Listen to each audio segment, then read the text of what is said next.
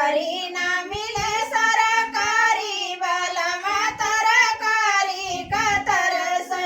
नौकरी ना मिले सरकारी बलमा तरकारी कतर से मेहनत कई के करी खूब पढ़ाई मेहनत कई के करी खूब पढ़ाई बहुत दूर हम परीक्षा दयाई बहुत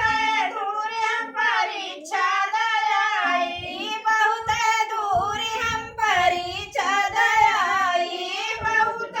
दूर हम परीक्षा दयाई तब रिजल्ट नाई चारी बलमा तरकारी कतर से रिजल्ट ना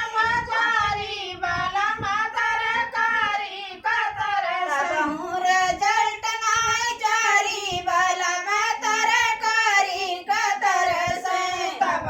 रिजल्ट ना चारी बलमा तरकारी कतर से नौकरी ना मिले सरकारी बलमा तरकारी कतर से नौकरी ना मिले सरकारी बलमा तरकारी कतर से कोर्ट कचहरी के चक्कर लगाई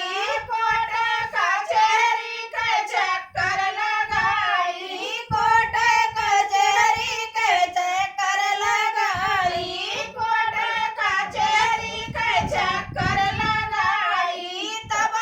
ना कुछ भय हमारा भलाई तब कुछ ना भय हमारा भलाई तब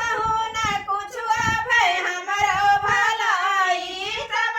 ना कुछ भय हमारा भलाई कहाँ कहाँ हम झक मारी बलमा तरकारी कतर से कहाँ कहाँ हम झक मारी बलमा तरकारी कतर से नौकरी ना मिले